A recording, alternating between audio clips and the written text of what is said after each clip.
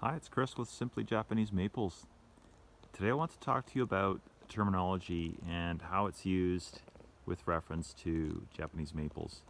So let's start with three that we'll come across quite often. And they typically refer to the growth habit of a tree. So the easiest one we'll start with is upright. So upright basically is when the tree grows in an upward fashion versus, say, a weeping or drooping type of growth habit. Now, right in the middle here is Acer Palmitum. This is an upright tree. Upright isn't limited to the size, but in the case of Acer Palmitum, it actually does grow to be quite a large tree, 25, 30 feet tall or more. Now, the opposite side of that is a dwarf.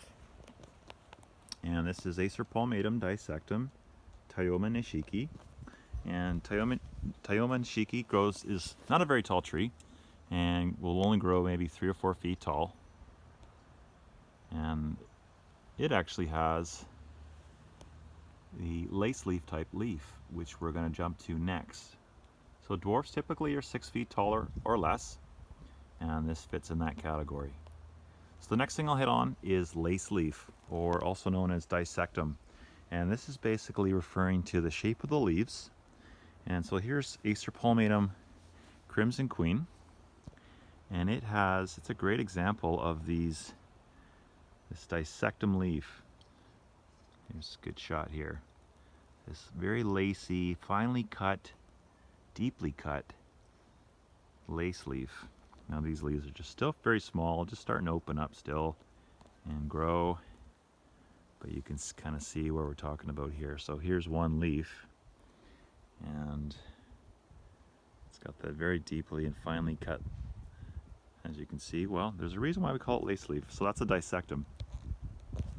Now, if we go back, Toyoma nishiki is a dwarf and a dissectum leaf, whereas Crimson Queen is not a dwarf, but it has the same leaf.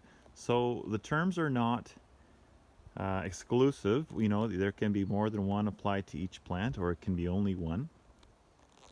Now, talking about the leaves, we'll go back to Acer Palmatum, which has palmate style leaves, a lot wider, thicker lobes, and it comes from the word palm or hand, and that's kind of where that comes from. So those are the two main types of leaves we're going to see with Japanese maple. Another one is linear lobum, but we're going to cover that in another episode. So there you go. You've got your upright trees, which again are not limited to size, but it's more the growth habit. You got your dwarfs, 6 feet or less, and lace leaf, also known as dissectum. Two more terms I'm going to hit on are variegated and reticulated. And the first one we're going to hit on is reticulated. So here is Acer Palmatum dissectum Tiger Rose. This is a great example of a reticulated leaf. Look at the veins, very, very prominent. And the leaves almost have a translucent quality. You can't actually see through them, but they just seem to have that ghost-like translucent quality to them, where the veins are very prominent.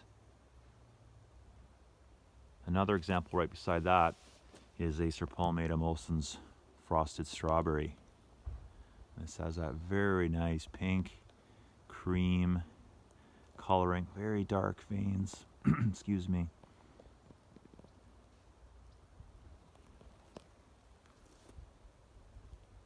What a beautiful tree. So those are reticulated. Again, almost a ghost-like, not translucent, but you feel like they're translucent. You can see through them. And in fact, there's a whole series of trees that are referred to as the ghost series. So finally, the last one I'm going to touch on is variegated, the term variegated. Now, that basically means if the leaf, during the main growing season has multiple colors on it, or all year long, really. And Toyoma nishiki definitely fits that bill.